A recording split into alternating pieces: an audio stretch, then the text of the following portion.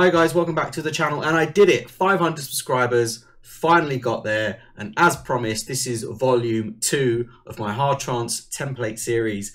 Just like last time, absolutely free, royalty free, everything you can use without any issues. All of the plugins are FL stock plugins as well, so you should be able to open this project without any problems as long as you've got FL Studio 20 or above.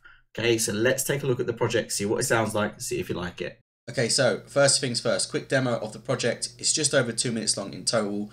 In my opinion, it's way more comprehensive than the first one. It sounds better, it's got more sounds. It's a little bit more complicated, but I'm still going to go through everything so you can understand what's there and why it's there, more importantly.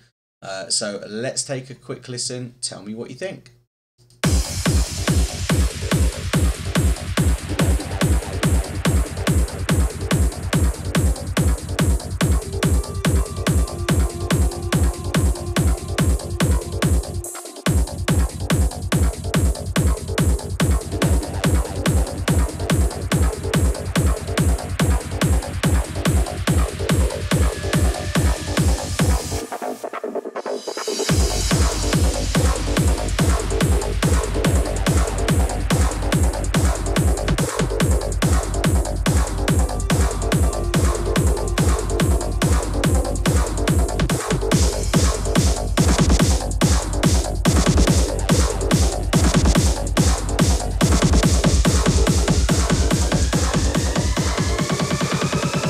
Motherfucking big fat bass, fat bass, fat bass, fat bass, fat bass.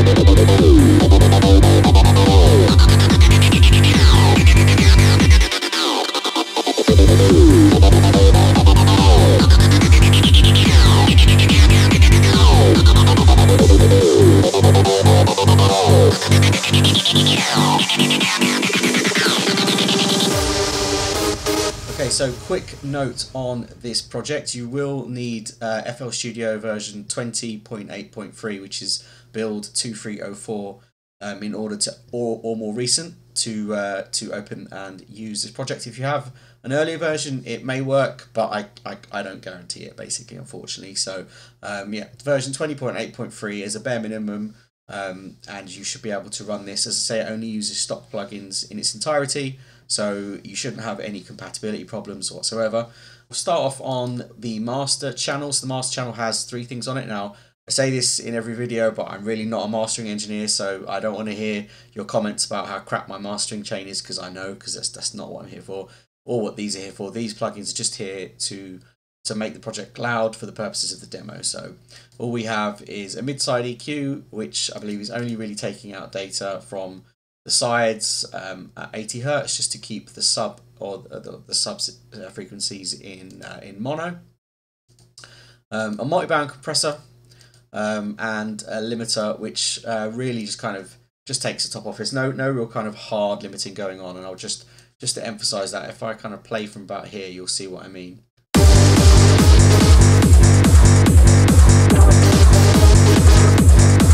So it's just really catching some peaks. Again, you know, you could 100% take this off, turn it down a little bit, and you would be fine. You would have your headroom ready for mastering. So let's look at the kicks now. 2 basic kicks in this. You've got your intro kick, which sounds something like this. And in context, that sounds like... I just wanted something quite dirty. I just wanted something quite dirty and quite rough for the intro kick. So the only things that are on there is literally a destructor and an EQ. So this is the difference in sounds with and without.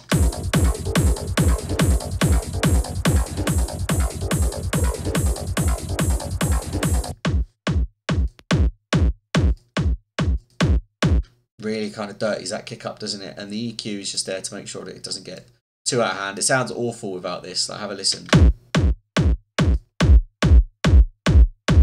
Just really flabby and bottomy and just ugh. Paired that up with a kick gate. This is what to give it a bit of a low end rumble that didn't sound awful. So the kick gate on its own will sound like this, but when paired with it, with the kick, it sounds like this. Just gives it a bit of push and pull, a bit more drive really. All that's on the kick gate really is an EQ. I've taken out a huge swathe of mids there because it was clashing with the kick. So if I give you a quick example, just so you can hear what I've done. So what's that on? -13 more or less.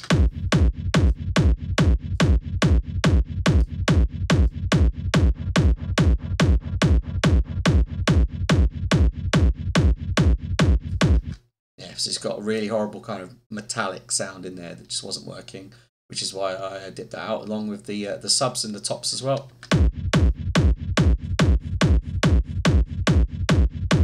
I mean, you could leave the tops in there, but I didn't really like it. It just didn't, a bit too fizzy for me, so I took it out. We'll go over now to the main kick, which will be in from about here.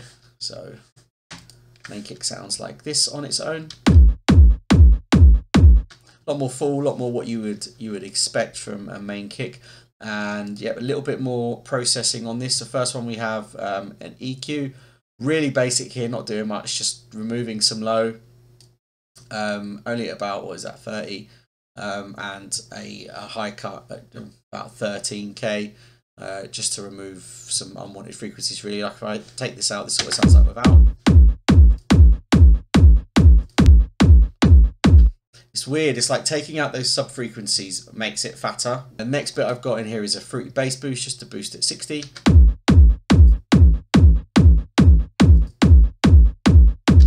Really subtle, but like if you put it in with the bass line, you might be able to hear that difference a bit more in the mix.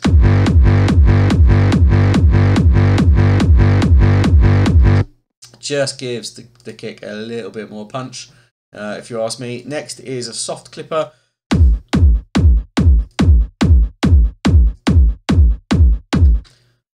Didn't want to clip it too much, be honest with you. I think this is more of a hard style thing that they do. Next up was this. This is a really cool patch preset for New York compression or parallel compression. Really fattens up the kick. Super impressed with this thing. It's definitely one of those things, if you turn up to 80 or 90, it sounds horrible, but on about between like 40 and 60 sounds really good.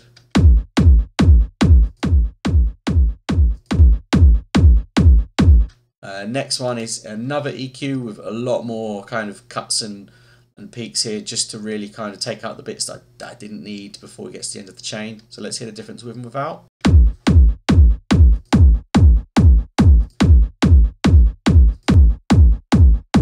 You can really hear those resonant frequencies without that. And last thing was just a stereo enhancer. Kick was already in mono, so it's probably not doing anything apart from volume. There is a couple of other bits like we've got in here like reverb kicks. So here's one.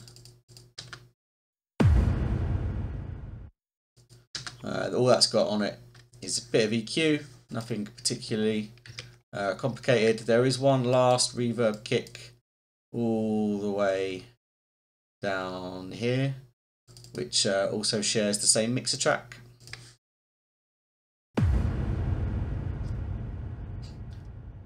They are the same kick, just one with a long tail and one with a short tail. Last thing we're going to talk about as far as the kicks are concerned is the snare. And with the main kick.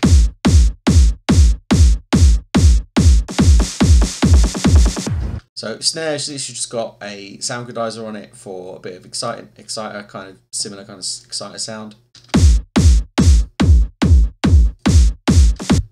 And a EQ just kind of boosts it around 250, give it a little bit of body, and cuts tops and a little bit of a ringing frequency at about 2.9K. Just kind of reins it in a bit, because otherwise it kind of threatens to take over the kick. Okay, so that is our kicks done. Just one last note, your main kick sends through to a kick and bass bus. So that is then can be filtered with the bass, and there is a touch of compression that goes on with the kick and the bass, but we'll cover that in a minute. So first things first, we are going to look at the bass lines. Now there is 3 layers to this bass line, all of which have been rendered as direct wave instruments. So again, replaying these and changing the keys won't be a problem. So let's have a quick listen to our bass line. That's pretty good, isn't it? Right, with the kick. Alright, so how did I make this bass line? Well, I say it's 3 layers, so I can't remember which synths these 3 layers were, if I'm honest with you. But the 3 layers, they're all kind of serve their own purpose. So the first one is obviously sub, pretty straightforward. First thing I put on here is a bit of blood overdrive just to warm it up a bit. You can barely hear it without. Second thing is EQ, just taking it right the way down to 100 and dipped at 60, because obviously remember 60 is where I boosted the kick with the bass boost, so you didn't want to boost them on both, because it would, the potential for clashing frequencies and just generally sounding like crap is very real. So I cut that out there. This is what it sounds like without this EQ. You could barely hear the sub when the rest of it's played, right? There you go. Enhancer, all this is really doing is just sticks it to mono, which is what this knob does here. And lastly is gross beat. Now gross beat I'm using for sidechain, for essentially volume automation.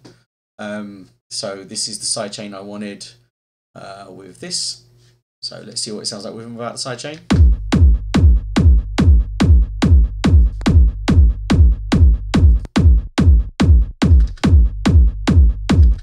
Again, it seems to give it a lot more that kind of push-pull energy with the sidechain on than without it. Next bit we're going to look at is the top bass. A lot going on here, so I'll try and get through this as quickly as possible. Again, blood overdrive. Love this plugin, so underrated.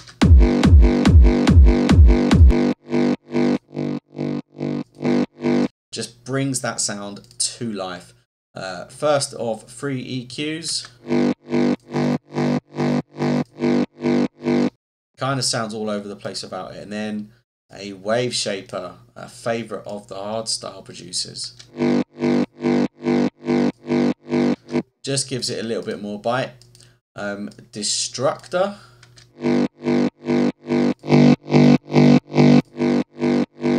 Takes a little bit of warmth out, but definitely adds a lot of grit. Now, the second EQ is basically for taking out resonances, I believe.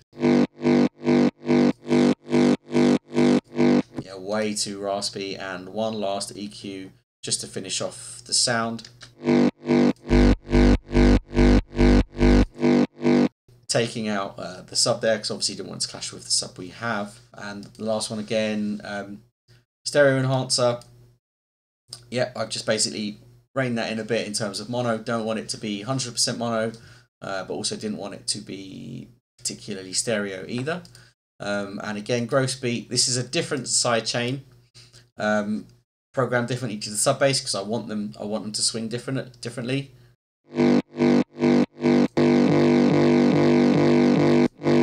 Plus, it sounds awful without it as well. So that's the reason why that's there.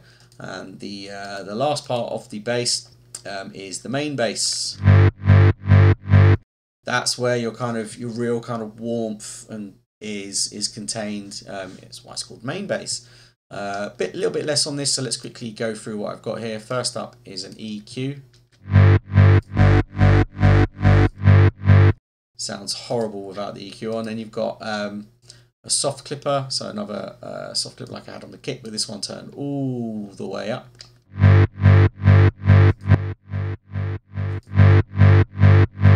And then what we've got here, another EQ. Oh, coming out of all the interesting EQ curves today, aren't I? You could quite potentially put a lot of this low end back in and a little bit of this top and make a whole new bass just off of that sound as well, because it's got enough frequencies to it. This one's definitely got to go. And then again, the stereo enhancer, again, a bit more mono made to the sound, and another sidechain, which is pretty much exactly the same. Yeah, they are more or less exactly the same because they needed to be, because they're essentially they're not taking the sub bass part of the bass line, so they need to have the same kind of sound. So once again, altogether that sounds like. And then the kick and bass bus, so they're both, so your main kick is going to kick and bass bus. All three bass lines are going to a bass bus for a little bit of extra processing. Again, I've got another tiny little bit of EQ here.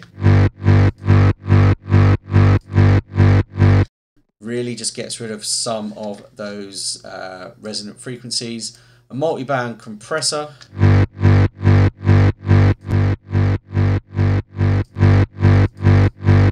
Just polishes the sound off. One last EQ for the last few little bits of tweaks.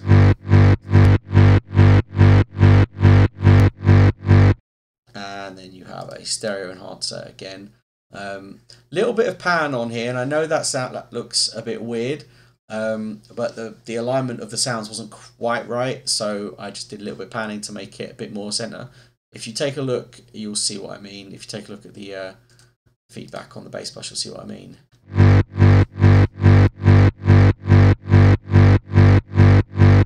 A little bit wonky to the right hand channel, so I just panned it ever so slightly to the left, using this, what is that, 9% left, just to make it a lot more kind of equal from left and right.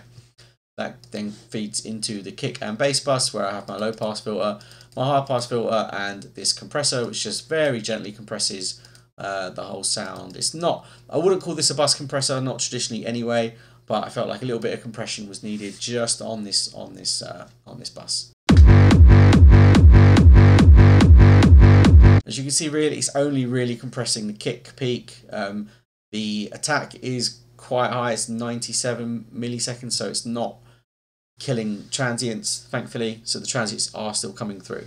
Okay, that's kick and the bass section done. So now we can move over to all of the percussive instruments, so let's have a look. Okay, so first off we have an EQ for this clap.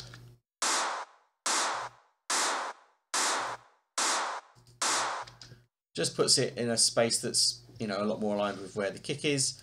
Blood overdrive for a bit of distortion. It's amazing how something so tame can really be brought to life by a bit of distortion. I mean, listen, the difference is ridiculous. And then you've got a limiter.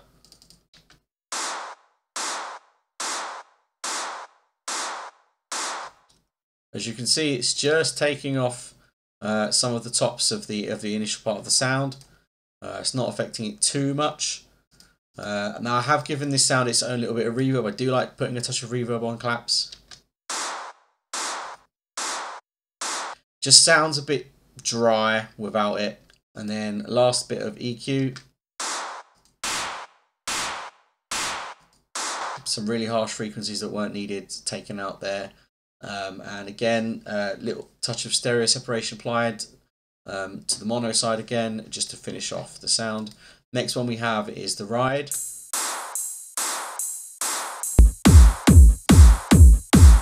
It's panned ever so slightly to the right, and there's only 4 things on it, so sound goodizer, of course.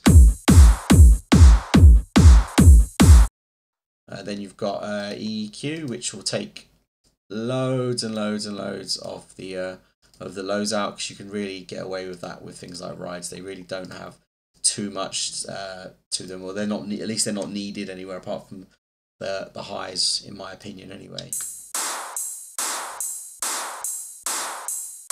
Limiter again. Well, it's not really a limiter, it's a compressor. Not really doing much. I mean, I may must have changed some settings since I last touched this. And last one again, stereo enhancer again, putting it a bit more mono. Sounds really wishy-washy without that, doesn't it?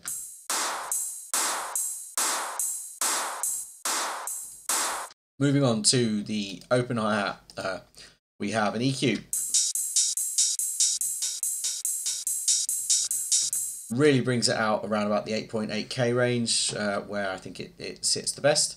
A limiter, just a little bit of taking off kind of the peaks. Just makes it sit a little bit nicely. And again, stereo enhancer, again, a little bit on the mono side. So really not too much. I'm just looking to try and get all of this stuff to sit nicely in the mix without clashing or anything becoming too overbearing. That's really the idea of what I was going for. Next thing, I have a closed hi-hat loop.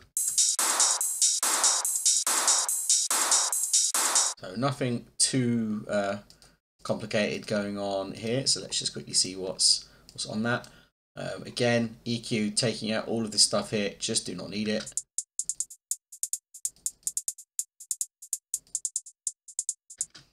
Stereo enhancer, again, way much more mono than the rest of them. And gross beat, just to provide a little bit of side chaining, a little bit of swing onto the sound.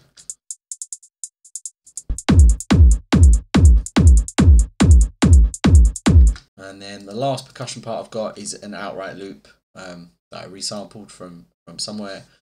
Put a bit of chorus on it, give it a bit of movement.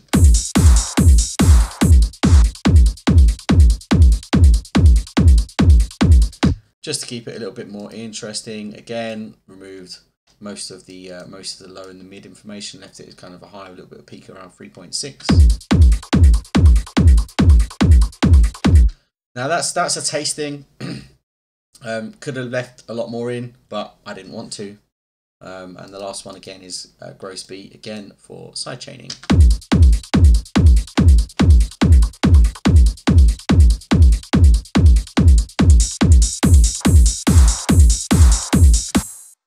Okay, so that all goes to the percussion send. All that's got on here again is a little bit more compression, low pass filter, and balance, which I believe at some stage that is automated. Let's have a look. Yeah, there we go. So the filter part of the low pass filter that you see here runs this part of the track.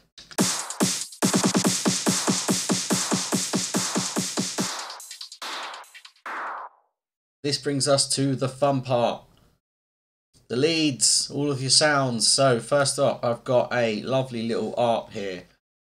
This is a direct wave instrument. It sounds on its own something like this.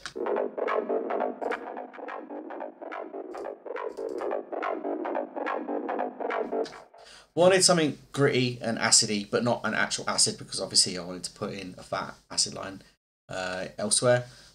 So we have the following. We have mid-side EQ, little bit of mono information taken out, and lots of stereo, because I wanted this to sit more in the mono side of things. Plus didn't want to clash with the kind of bass sounds as well. So Panamatic is just off doing its thing.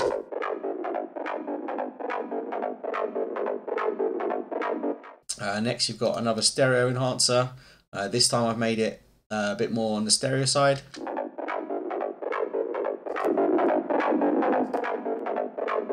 Another EQ. Can you hear how kind of like muffly that is in the low end without this cut?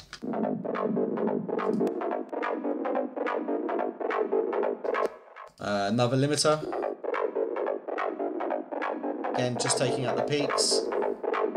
And then we have two gross beats here, and let me explain why that is for. So one of them is just a regular sidechain, as you can see here, like a lot of the other sounds. The other one is for these bits here in the automation, where it says ARP, beat, ARP, gross beat, volume. It's kind of just like, it's basically this, it's like a trance gate essentially. And there's a bigger version of it here.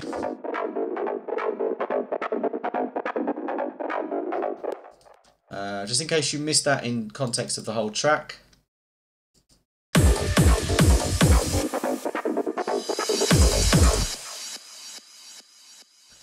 Next up we have the lead. Now this isn't direct wave, this is a toxic biohazard. Something that I think is hugely underrated, but also terribly frustrating at the same time. So this is a preset I found that didn't take too much tweaking to get to sound really fat. And this is the part of the track with the lead. So let's just solo this.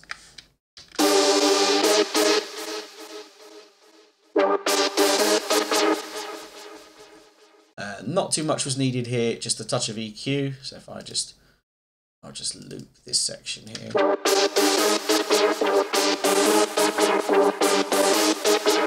Just gives it a nice little bite, because I added a notch at 5.1K, 5.2K. Stereo enhancer again made it a little bit more mono. It was a bit too wide perhaps.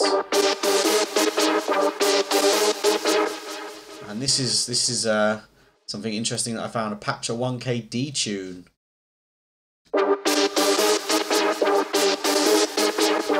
Just gives it that little bit of extra kind of detune saw synth kind of sound, and one final EQ.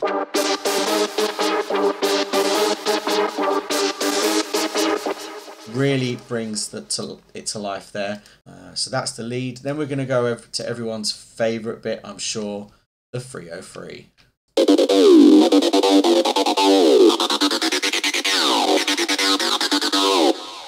Now I did do a full-on video about how to actually create this 303 sound from scratch, so I'm not going to spend too much time on it. You will see a link. I'll place a link to the video right now to that one if you want to see how exactly I made this from scratch using FL Flex, which is this plugin here. So just quickly, you've got a fast distort, an EQ2. Felt that this one didn't have enough in the high frequencies, so it was kind of going from your lead to your acid, and the transition wasn't there. So I realised I've got to get a lot more kind of higher end frequencies in here, so that when the transition comes, when it goes from the lead to the acid, it doesn't sound flat. So once I did that bump there at about 11K, I then added some more overdrive. And then guess what? More EQ. This is the difference with and without.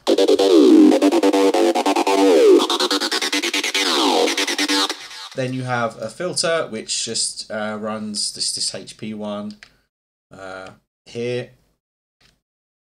So just helps introduce the sound. And then you've got a gross beat. Now again, this one isn't for sidechaining purposes. This one is for a glitch purpose, and that glitch happens here. Take a listen. Without it, that sounds like this. Again, stereo enhancer, 100% on the mono, so that will feed through to your long, short, your long reverb, short reverb, and delay. But that will give it a bit of a stereo sound. So when it does finally come through, you see it's not 100% mono there. Last thing, instrument-wise, is this pad. I just thought it sounded good because obviously the 303 needed something in the background, needed some kind of for it to play off. So I thought this pad would do the job. So it sounds something like this.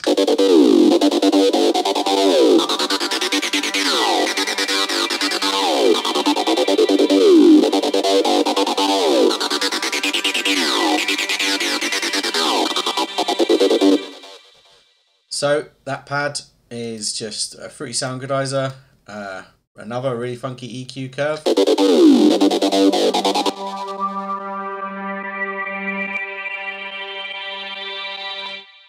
The reason why it's like this is because I didn't want it to overpower the acid. You know, I wanted to sit nicely in the background as a complementary sound, just to kind of fill out the spectrum, and not make it the track sound really empty. So that's why I took a fair amount out there.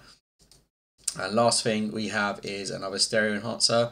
Obviously the acid is completely in mono, so this needed to be in stereo to push it out and make it give it some separation. So if you listen to the two with and without,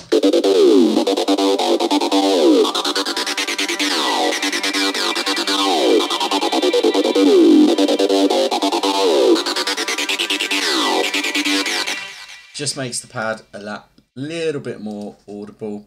Now again, all of these going through here. Now I wanted to talk to you about this one, so where it says compression. So this compressor here. Now what's actually happening here is this is essentially being sidechained from the kick. So if you go to the main kick, you'll see I have put a sidechain on it to the instrument end. So what's happening here is every time the kick plays, it slightly kind of takes out, slightly compresses this to give, you know, the kick a bit more room to breathe over all the instruments. So we can see it in action here.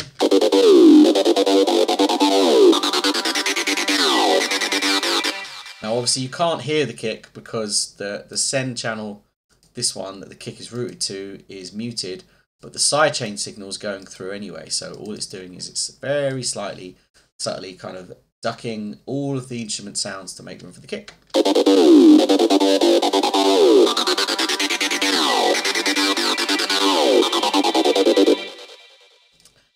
This one is actually a limiter, and this is just again there for the sake of peaks.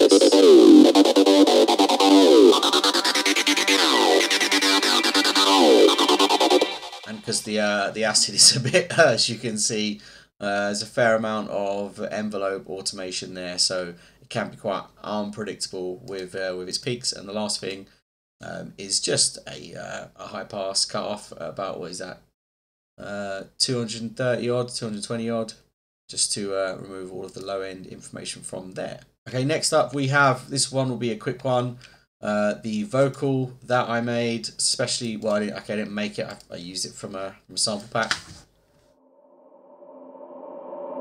Motherfucking big fat bass, big fat bass, big fat bass, big fat bass, big fat bass, big fat bass, big fat bass. So basically all I did here, EQ, really straightforward. I automated the delay, and the reason, and this EQ here, basically because I didn't want to delay every single part of the word, I just wanted to delay the word bass. So as you can see, the vocal delay level only comes up just for the bass word. So all you hear in the delay, therefore, is bass. And then that's when I slam in the sidechain EQ, which is this one, because I decided I didn't like this frequency on the delay. So let's take a listen. This is what it will sound like if I switch this off. You will see what I mean. Fucking big fat bass, big fat bass, big fat bass, big fat bass, big fat bass, big fat bass, big fat. Whereas if I put this on, bass, bass, bass, bass, bass, bass, bass. Huge difference. And now this channel is a Slice X. So what I've done is I've taken that same sample, I've chucked it in a Slice X, just because I wanted to make a little vocal chop which sounds like this. Didn't want to have the kind of whole same delay style going on, so the delay's completely different, much shorter. EQ is much more straightforward, and so is the stereo enhancing, because it basically has a completely different use case. So this one is more for the impact of the drop. Motherfucking big fat bass. And this one is just kind of like as an interlude.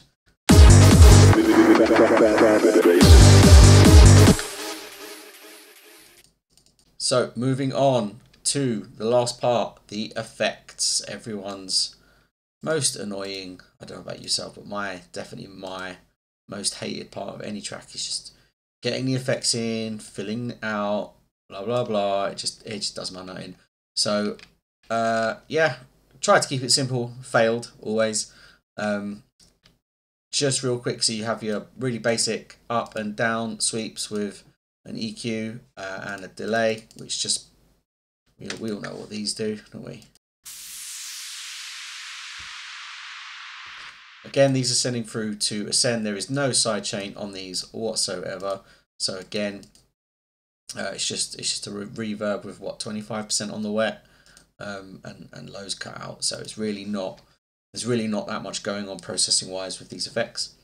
And let's take a look at my effect sounds. They're usually a lot more interesting. So you have FX1, which is this.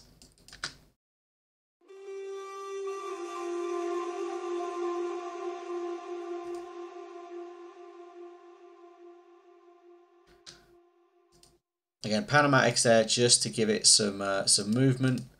The EQ, fairly straightforward, just taking out a load of low end. Nothing particularly interesting. The Destructor is what really kind of transforms this sound. Let's have a listen to it without.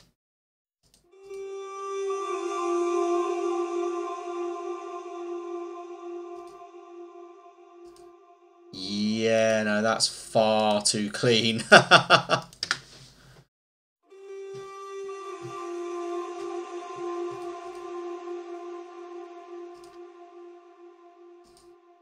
Okay, and then we've got a huge 6-second reverb on this, but it really makes all the difference. If I just play it to you with, just listen out for the reverb.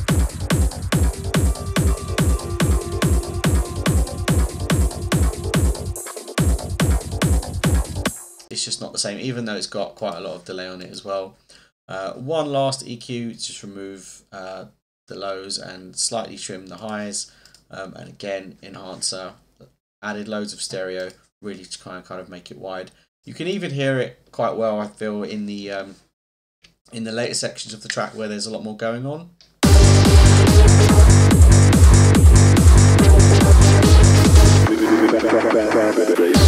Okay, so that's FX1. FX2 only happens in the track twice, and it sounds like this. It's just basically a really short riser with loads of delay. Absolutely nothing special going on there. FX3 is also a kind of riser.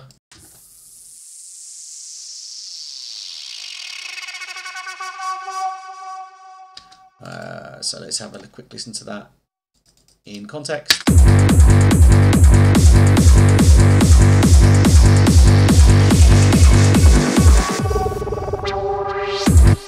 So it really just kind of leads in the lead, in a really cool way. I really like that sample. And what's on it? Let's have a quick look. Yeah, just delay, reverb, EQ. It's really straightforward. FX4, let's see what we've got. So this FX4 combines, as you can see all the time, with FX5. So you can't talk about FX4 without FX5. So basically,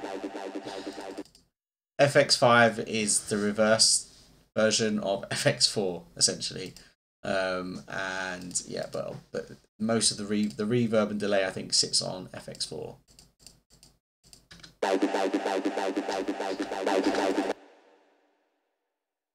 And let's try FX5 on its own. Yeah, so all the delay basically sits on FX4, but they are the same sample. So let's see what we've got. Another EQ. Reverb time is 2 seconds on FX4, which is the main kind of acid stab sound. Fruity delay bank, which I really need to put more time into using, because every time I use it I just end up really loving the delays that I come out with. Limiter and one last EQ just to tidy it up a touch. And then what's next? FX6, which is this.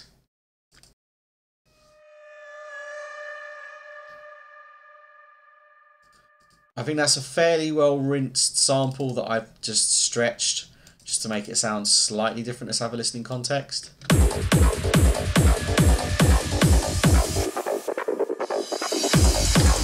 And naturally it wouldn't be me if I didn't add a load of reverb. What's that, 10-second reverb? Wow, kind of maybe went over the top with that. And yeah, just really cut a lot of the stuff out that I didn't need, because otherwise it's quite, let's see if it's offensive without the EQ.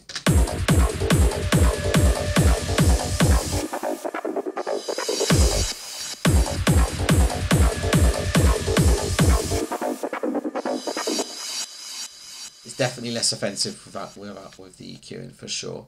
Right, 3 more to go. FX7. Still haven't quite nailed it 100% with those reverb claps. Let's have a listen in context.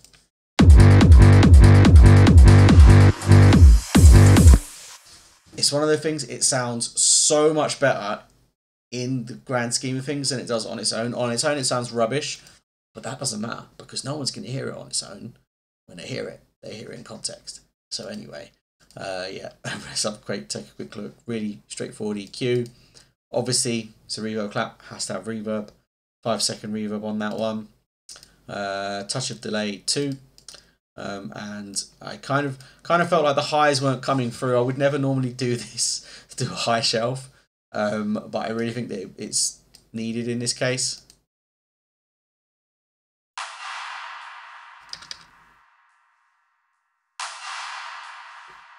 Just brings it through just a little bit more. And then next one we have is FX8, which only happens once. Okay, so this is kind of just like a fill that I used to kind of fill a space that I felt needed a little bit of energy. I didn't want to just add in, you know, distorted kick or more snare drums. So this is what it sounds like. See if you can hear it. Just an EQ on here, really. Just what I would accentuate the bit where it comes through. And last but by no means least, we have FX9, which is this bad boy. Yes, a little bit hard styly. No, I don't care because it actually works really well. Have a listen.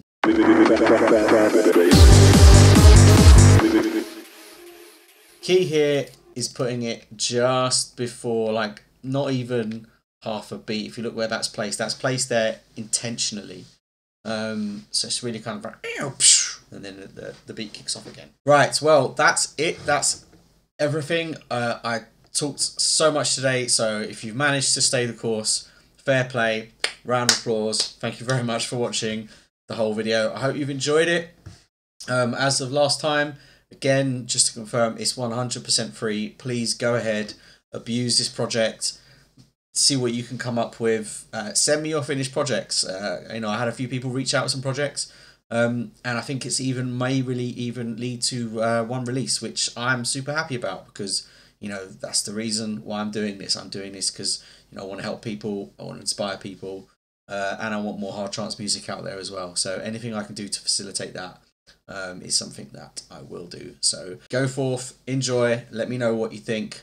If you like this video, please subscribe, leave a comment, let me know how you get on. If you have any questions, please get in touch. Can't wait to hear from you. So thanks again. I'll see you soon, guys.